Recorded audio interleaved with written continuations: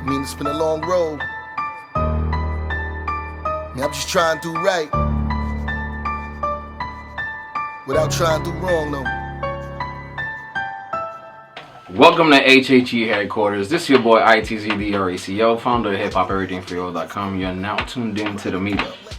What we do at the meetup is we interview trending artists on the rise from all across the nation. Stay tuned. Welcome back. It's your boy ITZ the RACO, and we're chopping it up tonight with the man of the hour, Stable. SMG represents Stable Music Group, landed Best Indie label out there in NYC. We got a lot of questions to ask this man right here. How you doing, Stable? Man, it's been a pleasure, man. Thank you. Thanks for having me, dog. No doubt. So, for those who don't know, we just came back from last night, Delray Beach, and we shut it down. Woo!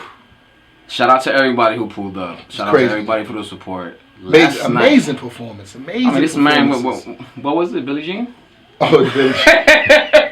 Yeah. Hey, lovely. You would ask yourself, how are you going to go on stage, this amount of people, and you're going to try to impress people by spitting on a Billie Jean? It was, when I first wrote it, I didn't even think about, I just was like, I'm doing a freestyle. And I'm just one of those guys, when it comes to performing, it's like what I'm going to do to get these guys more. I just want to have the illest performance. I want people to be in shock on this level. I want it to be like, all of these guys out here is dope, but this dude over here in the dirt, in the ground, underground, that dude Stable is nice. That's kind of like it's like the oh wow effect. That's kind of what I do when I do it. Billie Jean was one of those, who's rapping off Billie Jean. Nobody copies. They were surprised. Yeah, but it worked out. It worked out. Definitely nicely. Dope. And I also think, you got the youngins. You always have people in their 40s, and I have a fan base up to about 70. As per Pandora. And I say, I always want to show everybody love. So right. That's basically what it is. Nice. Is this your first time in Florida performing? Yes, it is. Yes, it is. We made that happen. Well, won't be the last after last night, but definitely it was a great opportunity. It was a blessing to even touch down out here and just give people my story, my life, and my energy that I've worked so hard to obtain and just give back to the people. It's definitely a blessing. Dope. Thank you. So, we know he's working on an up-and-coming album, Made in Harlem Part 2. And he psyched everybody out with just the intro called Pray I Go to Heaven, produced by Raphael RJ2. Yes, sir. Talk about Made in Harlem Part 2. What can we expect from Made in Harlem Part 2? If you haven't listened to Made in Harlem Part 1, you need to go get that. HipHopEverythingForReal.com got that too. So, talk to me. Made in Harlem 2. What can we expect from this project, and what's like the undertone? So the backstory of Made in Harlem Part 1 was basically, it was a story loosely of my life in Harlem. I wanted to talk about the grind from an artist's perspective. I wanted to be an artist, but I dib and dabbed in selling drugs, partly. Right. And I figured, everybody talks about selling drugs. I just want to give people a honest story of it. Made in Harlem was a story about a man, ups and downs, in his community, inner city community, Harlem, New York City. Shout out to Harlem. And I gave this lyrical masterpiece, self-proclaimed masterpiece, of stories about this man and just going from selling drugs to basically not. In his heart, he didn't want to do it. Right. But he felt like that was his only way. Towards the end of the album of that lyrical story, he finds out that, I'm better off going for a 9 to 5. And the album was one of those, like I was in school in college, and we used to read a lot of short stories, and they, these short stories, there's so many ways to explain the story. There's so many, literary, themes behind all of these stories. I wanted this theme to be open. I wanted this theme to be, well, maybe for him, selling drugs wasn't good. But for me, I'm going to sell drugs. So he was making money. I want you to be the judge of what, why, and, nice. What was the solution to Made in Harlem. So Made in Harlem 2 is basically segueing in from one to bring you back into what happens after Stable turns down that life and just wants to be a regular 9 to 5er, and also do his music because he wanted to do music, and that was my thing. I wanted to really do music. I didn't want to sell drugs. I didn't feel like that was my calling.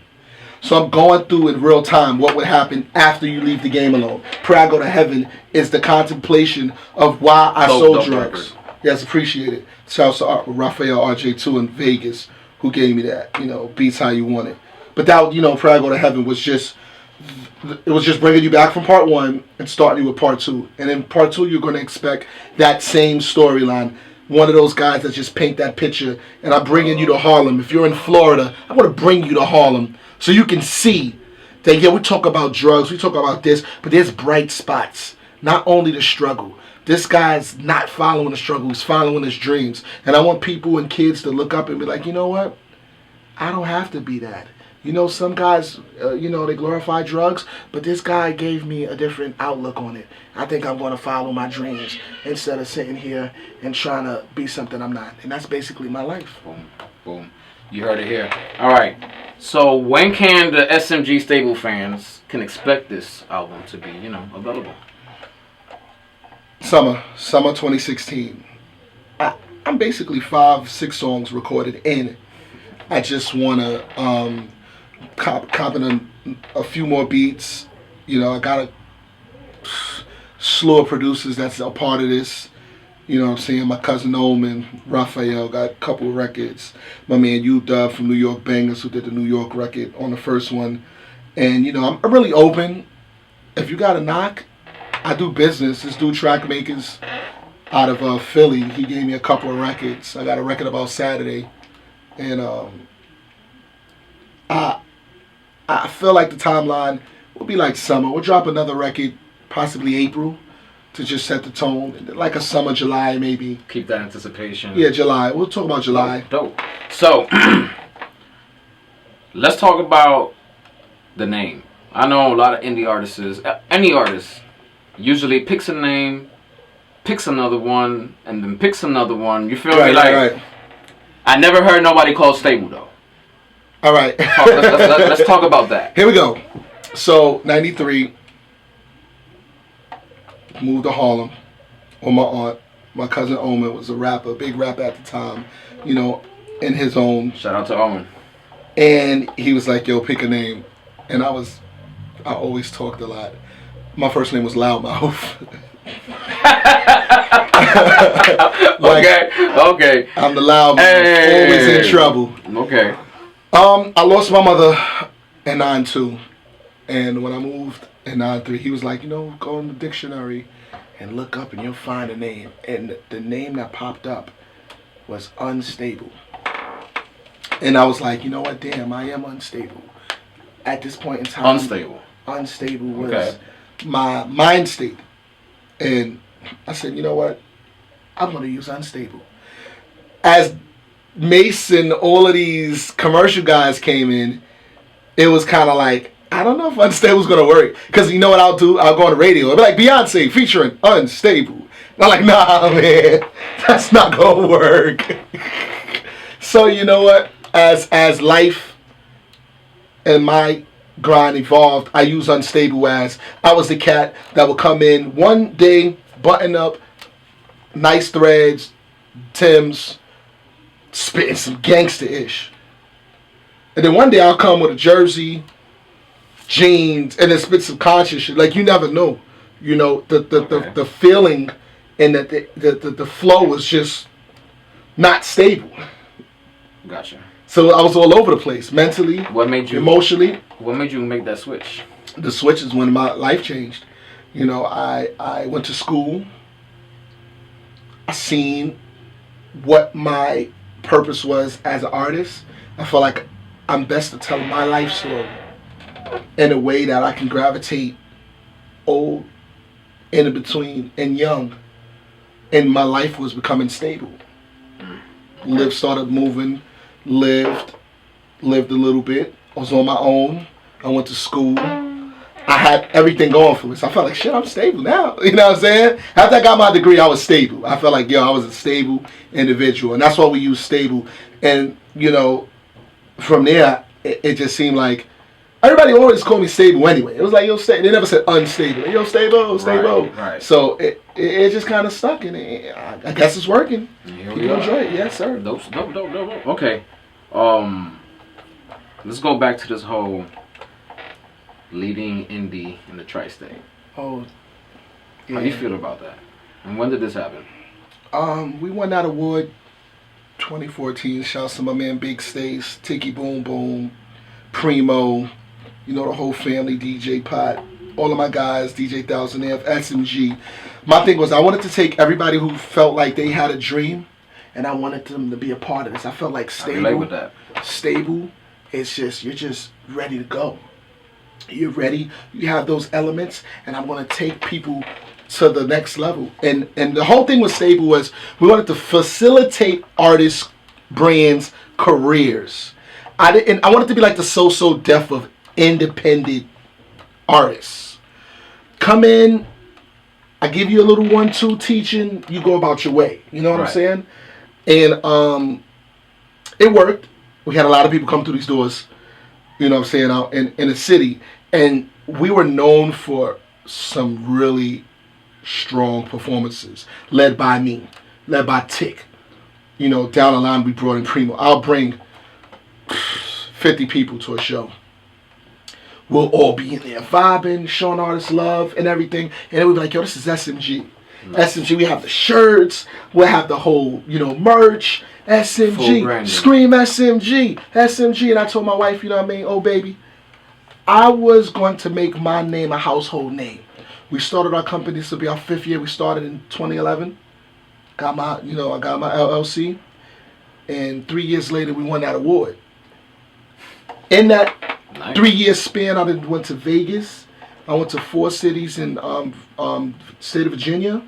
I went to Baltimore, Jersey, Philly. I did all of that by myself with just footwork. You know what I'm saying? So they had to respect it. But then I wasn't really strong in my town.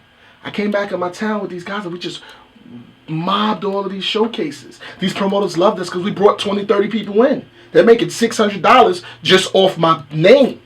So they loved SMG. Oh, SMG is dope. You know what I'm saying? Then we go up there. Oh, these guys are dancing. Oh, they got the girls. They got the models, the clothes. Oh, every time I see SMG here, SMG there. And I think that buzz and just the love they had for me segued us to win that award. Because the people voted us in. So the people voted online for about a month or two. And it was funny because, you know, I had like some bad breakups, you know, in the business. You know how business goes. Mm-hmm. You're good this day, you're good that. It was kind of funny because it was kind of like a bias. I'm saying to myself, I don't know if we're going to win this. And we went up when they said the name. We won. I felt like I should have won a couple of other stuff. Best album, obviously, pardon. And best performer. But, you know what I'm saying? It just made me want to work more harder to win it. I was nominated for like 8 things. And we just took home that. And I appreciated that. Because overall, I would rather have the whole company benefit than it's just me saying I won this. As we won, I'm SMG. If you're SMG, we all win. You know, HHE, same thing. We all win under that umbrella. It doesn't matter who, as long as you scream it, then we appreciate you. We're going to help everybody who sits there and say, yo, SMG, y'all the guys. And I'm going to sit here and do everything I can to help you get to the next level. And that's kind of like how that's major, brother. Like, I respect that, man. Yes, sir. So, having an accolade like that in your corner, how do you feel about the indie and majors? You feel me? Like, where do you stand? I know sometimes you have to ride the line in between, but I want to hear your perspective on this. You know, it's funny. I asked Raphael that in Vegas. I said, yo, y'all was on the Carter 3 album. Y'all did the Misunderstood record. You know, you got all of these, you know, credits. Why do you want to stay indie? Why don't, you know, he's a singer. Exactly. He's also a singer. And he was like, yo, it's about freedom.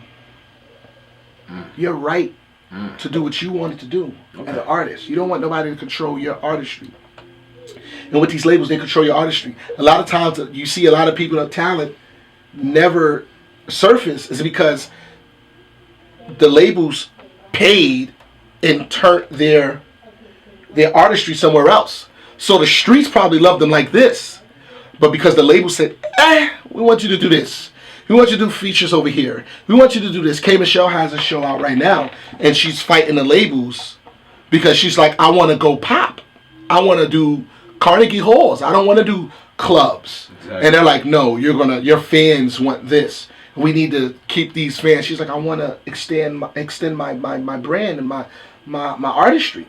And with me, indie is it's at the very least, you 100% are in control, but you don't have that financial backing. So of course I would be like, major, but that financial backing, they're giving out 360 deals. So a lot of the times you're working hard for nothing. I have a family. I can't be working for free at this age. Some guys in their teens, early 20s can do that. I have to tell my wife, listen, this is how I'm going to eat, but you got to give me some time. So, at the end of the day, I feel like indie and major is both pros and cons. I stay with major for the control and for the fact that Bryson Tyler, he was #1 on the Billboard, independent. There's a lot of people winning independent. With social media, independent artists have an opportunity to go to the next level. So I'll stay indie, but would you entertain a distribution deal? Of course. If the numbers is right, and I can help myself and my brand, of course, love it. But until then, you have to do the groundwork to get to that point. You have to let these labels. It's like drug. I treat this like my lessons in the streets. It's basically, these guys will give you anything to sell to make money. If I don't have money, then I can give you anything and give you anything because I don't have money, so I'll take anything. But if I'm already making money, then I can negotiate what I want from you. Like, you want to help me put out more product. Okay. You're going to front me a little bit more, and you're going to give me more in return because I can move it. And that's kind of how these labels want to see. They want, at this level, they want at the least work. If you're already ready to go, it's like, here, instead of that $25,000 you make in a year, I'll give you another $50,000. Here's $75,000. On that $25,000 you was getting and that $50,000 investment, I'm going to make $1 million. That's where you got, Bobby Shmurda, free my man Shmurda. With one record, the label damn near made $2 million off one record. So many people mad at that. There's so many people mad at the fact that this little gentleman over here, one record. But anyways, we're not going to talk about that. I want to know, who's your major influencer? Who in the culture of hip-hop was the one that really stood out to you and made you want to drop knowledge? See, when it says knowledge, that's tricky. But with regards to... Now, I say knowledge because your approach with music is not like everybody else. You stick to storytelling and you talking about your surroundings. I think to answer that, I would say from the commercial aspect, it's Mace, Jay-Z, Biggie. Okay. From a street storyteller, Nas, in no order, Nas. You got Big L, you got Cameron and Big L being really major influences. Mace on the commercial aspect of it. Nas are more of a storyteller. You know what I'm saying? And I kind of pick from everybody because I'm one of those guys that I'll listen to anything and everything. So, basically Harlem in itself was my initial, know what I'm saying, influence for music. Awesome. So Harlem is where it's at, man. Yes, sir. Before we finish this, I want you to drop a line for independent artists out there today trying to do their best to get seen. What would be one thing that you see that they're lacking and that you would want to, give them a pickup line, like, if you do this and stuff might start picking up for you? Nobody could believe in yourself like you believe in yourself. You have to believe in yourself first before anybody else could believe in you. And that's kind of the biggest thing. If I can't help you if you can't help yourself. You know what I'm saying? You have to want it more than I want to give it to you. Right. Okay. Awesome. Well, hey, we almost out of time, but brother, I appreciate you over here. You already know, sir. www.iamstable.net. Check the man out. It's too fire, man. Appreciate the time. Man, Harlem, appreciate it. Thank you.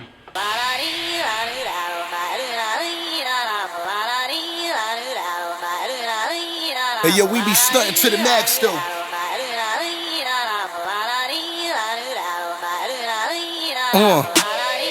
I need everybody to report to the dance floor right now. I don't care what you got in your pocket. I don't care what you got in your hand. 1, 2, 3, I wanna see ya. Yes.